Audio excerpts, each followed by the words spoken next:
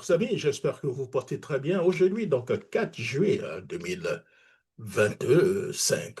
C'est aujourd'hui, donc, la fête donc, de l'indépendance des États-Unis. Nous profitons de cette occasion pour souhaiter, donc, Happy Independence Day à tous ceux qui nous suivent. Alors, j'espère que vous avez eu, donc, le temps d'aller au barbecue et tout ça.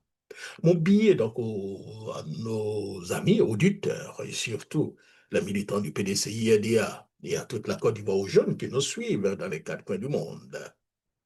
Chers auditeurs, chers militants, chers Ivoiriens, chers frères, chères sœurs, de la grande famille du PDCI-EDA au-delà, membres de la Côte d'Ivoire.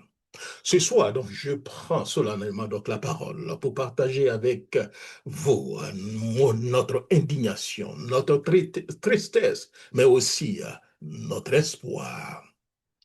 Nous voyons depuis donc plusieurs mois des jeunes du PDCI, plus largement de la jeunesse ivoirienne, malmenés, persécutés, réduits donc au silence donc par des méthodes indignes d'une démocratie.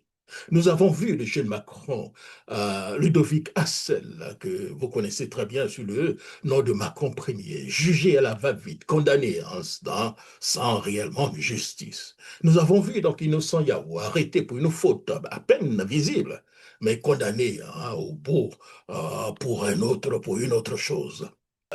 Et nous restons donc sans nouvelles de ce leader courageux donc des jeunes universitaires du PDCID a disparu, pour le moment sans explication. Et voilà que maintenant, hier, nous avons aussi appris, cher ami, avec une profonde inquiétude, le transfèrement donc, de Joël Nguessan, ancien ministre donc, des droits de l'homme et ancien porte-parole du RHCP, au pôle pénitentiaire d'Abidjan. Après donc sa conversation, après sa convocation à la préfecture donc, de police, son crime, avoir exprimé publiquement ses critiques dans la presse et justement contre un quatrième mandat. Dans ce pays qui se dit donc démocratique et attaché à la liberté d'expression, il est donc inacceptable d'enfermer donc des hommes, d'autant que plus que M. Joël Guesson est âgé, handicapé donc des deux jambes et nécessite donc des soins incompatibles avec l'univers carcéral. Nous appelons donc solennellement, publiquement, donc à la libération donc immédiate donc de M. Joël Nguessan, au-delà de la libération donc de tous les jeunes leaders arbitrairement incarcérés, quelle que soit donc leur appartenance politique. Car dans cette lutte pour la liberté et la justice, nous ne défendons pas seulement une couleur politique, mais une religion ou une ethnie ou une région. Nous défendons donc les droits humains, ceux donc des Ivoiriens, de tous les Ivoiriens et sans exception. Peut-être est-ce donc le prix à payer quand on choisit donc de défendre la vérité. Peut-être que c'est le chemin obligé pour ceux qui croient encore à la justice et au droit. Mais nous vous le disons ce soir avec fermeté, la lutte continue, quel que soit le prix à payer.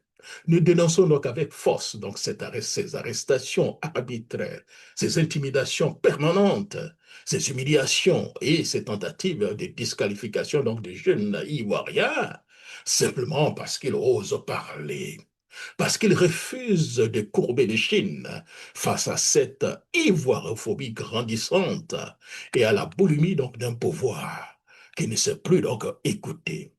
À ce propos, donc, nous faisons donc notre appel courageux du docteur Boga Sako, lancé récemment à Washington, qui dit ceci sur reporter donc l'élection peut donc sauver donc des vies, alors faisons-le.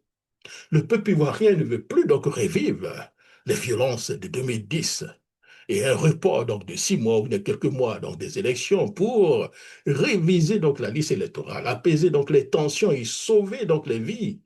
Vaut mieux donc que d'aller voter pour ensuite pleurer des morts et des centaines donc de morts.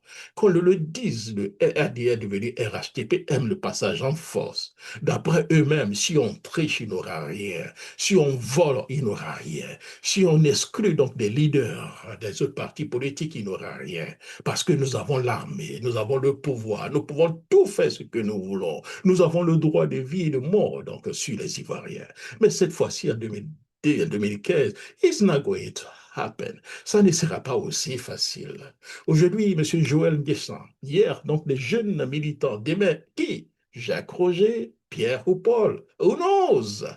La démocratie ne peut être donc à géométrie variable. Elle est donc indivisible. En démocratie, parler n'est pas un crime. À tous donc nos jeunes, militants ou non, qui subissent donc ces injustices. Ne perdez pas courage, restez debout, restez fiers. Vous êtes donc du bon côté de l'histoire. Gardons donc espoir, continuons donc le combat dans la paix avec détermination. Parce qu'au bout donc de la nuit, il y a toujours l'aube. Et au bout donc de l'injustice, il y a toujours, cher ami, la vérité. Merci de votre écoute et courage à vous. Nous ne pouvons pas donc mener ce combat sans vous, sans votre soutien. Faites tout ce que vous pouvez pour qu'au moins la démocratie s'installe en Côte d'Ivoire, pour qu'il y ait donc des élections libres et transparentes, que les Ivoiriens choisissent qui sera donc leur futur président et leur futur leader pour 2025.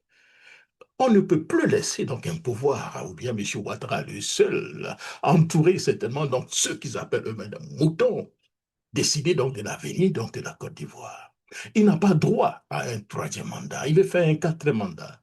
À la rigueur, comme je le dis toujours, on peut peut-être faire semblant de fermer les yeux. Si les élections étaient libres et démocratiques, parce qu'après tout, c'est l'Ivoirien qui ont choisi. S'ils veulent qu'il y ait un quatrième mandat illégitime, la population choisira. Mais ce qu'on veut faire, c'est de bâillonner, non seulement tricher, écarter, éliminer, puis aller certainement choisir un candidat fantoche pour diriger encore la Côte d'Ivoire pour les 5 années à venir.